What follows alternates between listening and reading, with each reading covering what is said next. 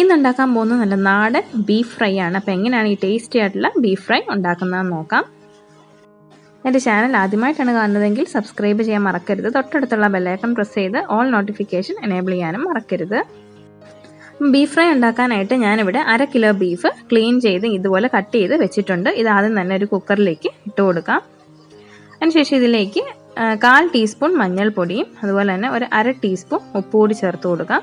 അതിനുശേഷം നന്നായിട്ടൊന്ന് മിക്സ് ചെയ്ത് കൊടുക്കാം. അപ്പോൾ ഇതിലേക്ക് വെള്ളമൊന്നും ചേർക്കുന്നില്ല. ഇനി ഇത് അടച്ച് വെച്ചിട്ടൊന്ന് വേവിച്ചെടുക്കാം.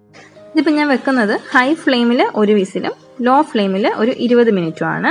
അപ്പോൾ അതിനുശേഷം 20 മിനിറ്റ് ആകുമ്പോൾ ഫ്ലെയിം ഓഫ് ആക്കിയിട്ട് പ്രഷർ മുഴുവൻ പോയതിനു ശേഷം തുറന്ന് നോക്കാം വെന്തിട്ടുണ്ടോ എന്ന്. വെന്തിട്ടില്ലെങ്കിൽ വീണ്ടും കുറച്ചുകൂടെ സമയം വെച്ചാൽ മതി. അപ്പം പല ബീഫിനും പല വേവാണ്, അപ്പോൾ അതനുസരിച്ച് സമയം എടുക്കും. അപ്പോൾ അത് നോക്കിയിട്ട് വേണം വെക്കാനായിട്ട്. എന്തായാലും ഒരു 95% കുക്കായി കിട്ടിയാൽ മതി.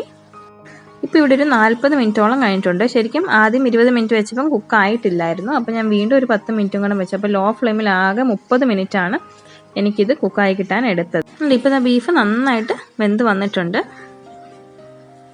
നന്നായിട്ട് തന്നെ കുക്കായി കിട്ടിയിട്ടുണ്ട്. അപ്പോൾ ഇനി ഇത് ഒരു ഇരുമ്പിൻ്റെ ചീനച്ചട്ടിയിലേക്ക് ഞാൻ ഇട്ട് കൊടുക്കുവാണ്. അപ്പോൾ നമ്മൾ ഒട്ടും തന്നെ വെള്ളം ചേർത്തില്ല, എന്നിട്ടുണ്ട് ഇത്രയ്ക്ക് വെള്ളം കിട്ടും. അപ്പോൾ വെള്ളം കളയരുത്, ആ വെള്ളത്തോട് കൂടി തന്നെ വേണം ചേർത്ത് കൊടുക്കാനായിട്ട്. അപ്പോൾ ആദ്യം ചെയ്യേണ്ടത് ഇതൊരു മീഡിയം ഫ്ലെയിമിൽ വെച്ചിട്ട് ഈ ബീഫിൽ ഈ വെള്ളം ഉണ്ടല്ലോ, ഈ ഒരു സ്റ്റോക്ക് അങ്ങ് വറ്റിച്ചെടുക്കുക.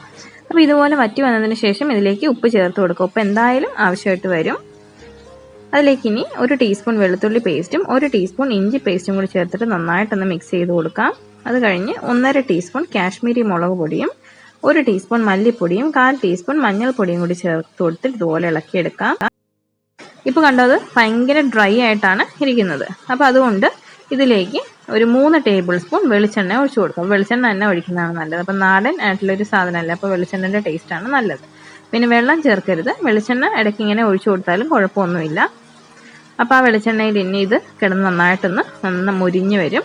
നല്ലൊരു ഡാർക്ക് ബ്രൗൺ കളർ ആവുന്നത് വരെ ഇനി ഇതൊരു മീഡിയം ഫ്ലെയിമിൽ വെച്ചിട്ട് നന്നായിട്ട് അങ്ങ് വരട്ടിയെടുക്കാം. അപ്പോൾ ഇത് ഒരുപാട് സമയമൊന്നും എടുക്കത്തില്ല. നമ്മൾ മീഡിയം ഫ്ലെയിമിൽ വെച്ചിട്ട് ചെയ്യുന്നത് കൊണ്ട് പെട്ടെന്ന് തന്നെ ഇത് നന്നായിട്ട് മുരിഞ്ഞ് നല്ലൊരു ബ്രൗൺ കളറായിട്ട് വരും. ഇപ്പോൾ കണ്ടോ, നല്ലൊരു ഡാർക്ക് ബ്രൗൺ കളറായിട്ട് വന്നിട്ടുണ്ട്. അപ്പോൾ ഈ ഒരു സമയത്ത് ഇതിലേക്ക് 1.5 ടീസ്പൂൺ കുരുമുളക് ചതച്ചത് ചേർത്ത് കൊടുക്കുക. അപ്പോൾ ഒരുപാട് ഫൈൻ ആക്കേണ്ട, ഇതുപോലെ ചതച്ച് ചേർത്താൽ മതി. കൂടെ തന്നെ 1 ടീസ്പൂൺ ചില്ലി ഫ്ലേക്സ്, അതായത് ചതച്ച മുളക് കൂടി ചേർത്ത് കൊടുക്കാം. അപ്പോൾ ഇതൊരു അത്യാവശ്യം എരിവുണ്ട്. അപ്പോൾ ഇത്രയും വേണ്ടാന്നുണ്ടെങ്കിൽ രണ്ടിൻ്റെയും അളവ് ഇഷ്ടത്തിനനുസരിച്ച് കുറയ്ക്കുകയോ കൂട്ടുകയോ ഒക്കെ ചെയ്യാം. ഇതിലേക്ക് 1 ടീസ്പൂൺ ഗരം മസാലയും കൂടി ചേർത്തിട്ട് നന്നായിട്ടൊന്ന് മിക്സ് ചെയ്ത് കൊടുക്കാം. അപ്പോൾ ഈ ഒരു ചതച്ച മുളകൊക്കെ പച്ചയില്ല, അപ്പോൾ അതിൻ്റെ ഒരു പച്ച മണമൊക്കെ പോകാൻ വേണ്ടിയിട്ട് ഒരു 5 മിനിറ്റ് ഒരു മീഡിയം ഫ്ലെയിമിൽ വെച്ചിട്ട് ഇതുപോലെ തന്നെ അങ്ങ് വരട്ടി കൊടുക്കാം. അപ്പോൾ ഒന്നുകൂടെ ഈ ബീഫിൻ്റെ കളറൊക്കെ നല്ല ഡാർക്കായിട്ട് വരും. ഇപ്പോൾ ഇതാ ഒരു ചതച്ച മുളകിൻ്റെ പച്ചമണമൊക്കെ പോകുമ്പോൾ ഇതിലേക്ക് കുറച്ച് കറിവേപ്പില കൂടി ചേർത്ത് കൊടുക്കാം. ഇഷ്ടത്തിനനുസരിച്ച് കറിവേപ്പിലയൊക്കെ ചേർത്ത് കൊടുക്കാം. ഒത്തിരി ചേർത്താൽ അത്ര നല്ലതാണ്. അപ്പോൾ ഈ കറിവേപ്പിലയൊന്ന് വാടി വരുന്നത് വരെ വീണ്ടും ഇളക്കി കൊടുക്കാം. അപ്പോൾ ആ ഒരു വാടി വരുന്ന സമയത്ത് കറിവേപ്പിലയുടെ ഫ്ലേവറൊക്കെ ഈ ഒരു ബീഫിലേക്ക് പിടിക്കും.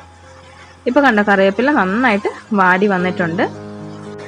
അപ്പോൾ ഇനി അവസാനമായിട്ട് ഇതിലേക്ക് 1 ടേബിൾ സ്പൂൺ കൂടി വെളിച്ചെണ്ണ ഒഴിച്ചു കൊടുക്കും. അപ്പോൾ അവസാനം വെളിച്ചെണ്ണ ഒഴിക്കുമ്പോൾ നല്ലൊരു ടേസ്റ്റും അതുപോലെ നല്ലൊരു മണമൊക്കെയാണ് ബീഫ് ഫ്രൈക്ക്. അപ്പോൾ ഇത്രയേ ഉള്ളൂ ഇന്നത്തെ നല്ല നാടനായിട്ടുള്ള ഒരു ബീഫ് ഫ്രൈ. നല്ല ടേസ്റ്റി ആയിട്ടുള്ള ഒരു അടിപൊളി ബീഫ് ഫ്രൈ ആണ്. അപ്പോൾ ഈ ഒരു രീതിക്ക് എല്ലാവരും ട്രൈ ചെയ്ത് നോക്കണം, തീർച്ചയായിട്ടും ഇഷ്ടപ്പെടും. അപ്പോൾ ഇന്നത്തെ വീഡിയോ ഇഷ്ടമെങ്കിൽ ലൈക്ക് ചെയ്യാനും ഷെയർ ചെയ്യാനും എൻ്റെ ചാനൽ സബ്സ്ക്രൈബ് ചെയ്യാനൊന്നും മറക്കരുത്. Thanks for watching.